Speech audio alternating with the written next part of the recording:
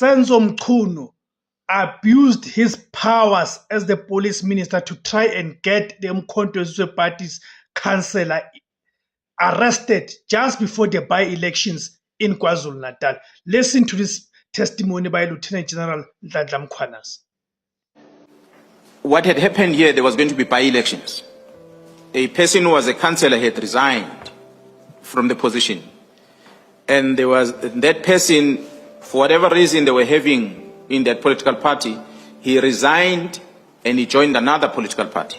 So he was campaigning for another political party.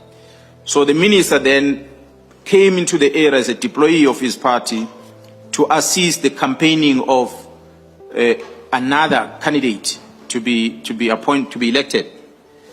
So part of his, when he arrived, he requested, actually he didn't even communicate with myself nor Gerald Kopal, he communicated with the station commander.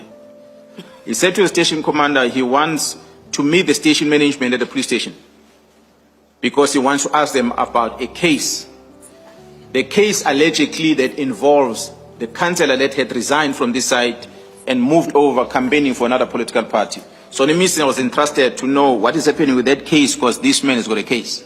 So, which means they wanted to make sure that he's arrested so he doesn't stand for the other party. So the minister called the station management. The station management communicated to Gerald Kopal. Gerald Kopal was sitting with me and he told me about it. And I said, I think you better go there. The minister cannot see it with the station management alone. Go there and find out what's going on. And at the same time, the station had already informed Gerald Kopal on what the minister's specific cases that is, he wants them to come and account to him about. Remember, he came there for campaigning, for election. But he wants the station to come and explain to him about the status of the case against a competitor for the election. So the station must brief him about it. Gerald Kopal obtained information with regard to the status of the case. So he went to a meeting. I guess the minister was surprised when Gerald Kopal landed there. That the minister suddenly, he meets Gerald Kopal, is not only station management alone. And then he inquires about this candidate. Unfortunately for the people that are of that political party that minister belongs to, they had a mistaken identity. They thought the case that was opened was against a candidate, but it was against the candidate's brother. Missed target again, like the PKTT and GCI. They missed the target there. And they realized that their complaint is unfounded. But beside that, there was a case. The feedback was given there, which was satisfactory with regard to the status of the case. Although it didn't concern them, but they were told, okay, the case is like this. But the question was, Minister, why would you want the station management to come and account to you about a specific case that involves a person who's competing with you in the political space? So which means if there was a case against this person, he was going to put pressure to the station management to make sure they arrest this person before the local elections that were going to take place.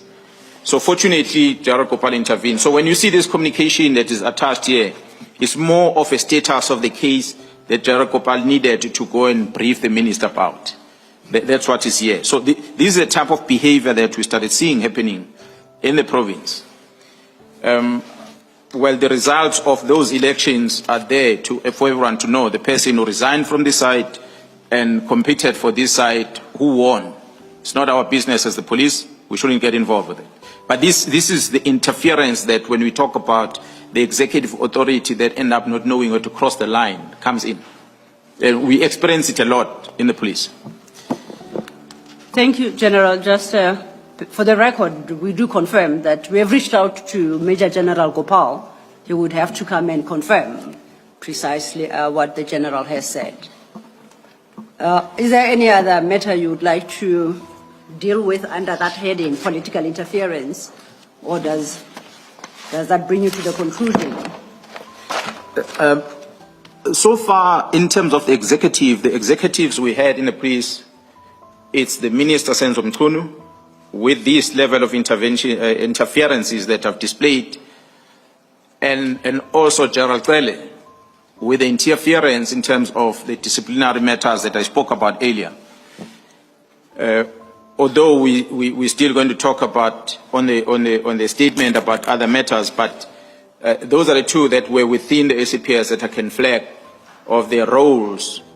One example, not many, there are many other examples that I can put out there, but because I want to confine myself to the letter of the 31st of December and what happened thereafter, and to demonstrate how the executive authority get to be involved with operational decision, which is unethical in my understanding, that is crossing the line between policy making and operations, and bring the police to come and use the police as a weapon in political competition like that. We respect all the leaders of our communities. The police, whoever that is the leader of the community, is voted by the people, and we must serve them. That's what we do as government.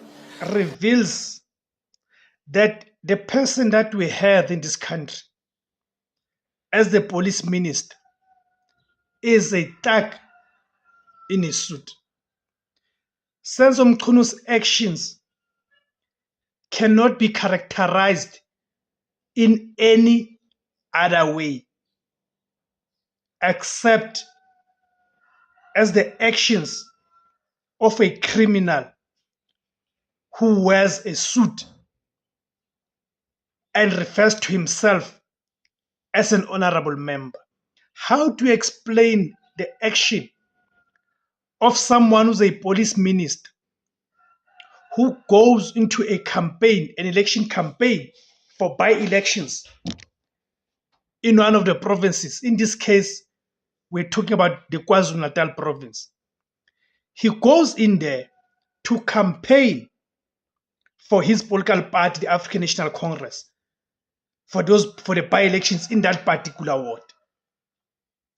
But when he gets there, of course, he goes there with the motive and intention of abusing his capacity as a minister. Remember, he goes there to campaign as a member of the National Executive Committee of the African National Congress, the political party. But when he gets there, he then uses and abuses his powers as the police minister to try and sway things into his political party's favor by looking at arresting a candidate who represents a different political party, a party that is contesting against the ANC. By the way, this Mr. Govender, he's a former ANC councillor who had left the ANC, which of course resulted in the what now having to go to by-elections. Left the ANC from MK Party. So Senzo Mchunu goes to that area under the guise of campaigning for elections, knowing very well he's going there to apply pressure on the police to look for some flimsy charges to arrest that particular candidate, as to ensure that candidate does not contest the elections. If this is not a mafia state, guys, I don't know that what is a mafia state.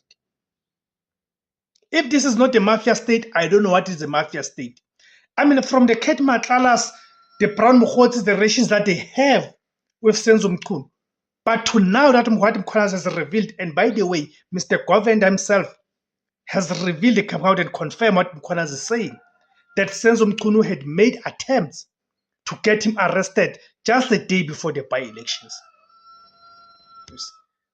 So we should also be saying shame on those within the ANC and other structures and formations who continue to defend this thug that is Senzo Mchunu. It is such a shame, and it is quite disgusting.